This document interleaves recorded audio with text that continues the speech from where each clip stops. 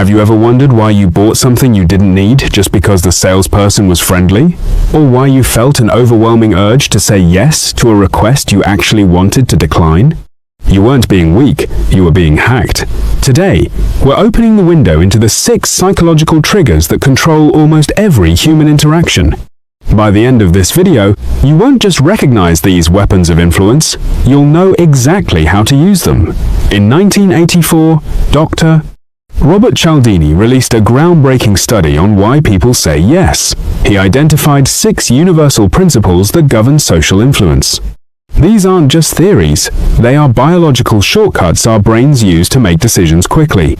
In the wrong hands, they are tools for manipulation. In your hands, they are the key to social mastery. Let's break down the 6 principles of persuasion. Welcome to Window Psychology. The first principle is reciprocity. Simply put, people feel obligated to give back to others the form of behavior, gift, or service they have received first. If a friend invites you to their party, there's a psychological debt created that makes you feel you must invite them to yours. In a famous study, waitstaff increased their tips by 3% just by giving diners a single mint with the bill. But when they gave 2 mints and said, "For you nice people, here's an extra mint," tips skyrocketed by 23%. The key isn't just giving, it's being the first to give and making it feel personalized. To use this silently, provide value to someone before you ever ask for a favor. They will be looking for a way to pay you back before you even open your mouth. People want more of those things they can have less of. This is scarcity. It's the reason why limited time offers work so well. But the psychology goes deeper. Our brains are actually more motivated by the thought of losing something than the thought of gaining something of equal value. When British Airways announced they would no longer be flying the twice-daily London-New York Concorde route because it had become uneconomical, sales took off the very next day. Nothing about the plane changed. It didn't fly faster or provide better service. It simply became a scarce resource. If you want to influence someone, don't just tell them the benefits of your idea, tell them what they stand to lose if they don't act. We are trained from birth to follow authority. This is why we trust a man in a lab coat giving medical advice more than a man in a t-shirt, even if they say the exact same thing. Authority can be signaled by titles, clothing, or even the car someone drives.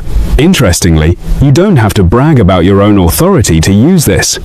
In fact, it's more effective if someone else does it for you. Real estate agents saw a 20% increase in appointments when the person answering the phone told customers, "Let me put you through to Sandra. She has over 20 years of experience in this area." Even though the person was a co-worker, the simple mention of expertise created instant trust. People like to be consistent with the things they have previously said or done. This is the consistency principle. Once we make a small commitment, our brain locks in a new self-image, and we will go to great lengths to stay true to it. In one neighborhood, only 17% of people agreed to put a large, ugly, "Drive safely" sign in their front yards. However, in a nearby neighborhood, 76% agreed. Why? Because 2 weeks earlier, they had agreed to place a tiny 3-inch sticker in their window that said, "Be a safe driver." That tiny initial commitment changed how they saw themselves. If you want a big yes, start by asking for a yes so small it's impossible to refuse. Finally, we have liking and consensus. We prefer to say yes to those we like, and we look to the actions of others to determine our own. We like people who are similar to us, people who pay us compliments, and people who cooperate with us toward mutual goals. And when we are uncertain, we look for social proof. If you've ever seen a tip jar that's already half full, that's consensus. It signals that other people are doing this, so I should too. To be more persuasive, highlight how many other people are already on board with your idea. Nobody wants to be the first person to try something, but everyone wants to be part of a winning crowd. These 6 principles are the invisible gears of human society.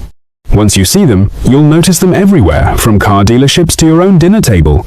If you want to learn how to defend yourself against these tactics, check out our previous video on silent influence.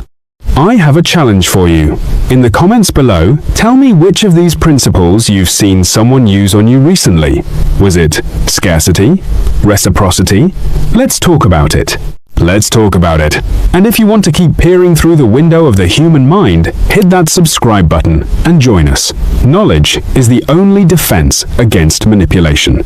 Stay sharp, stay observant, and we'll see you next time here at Window Psychology.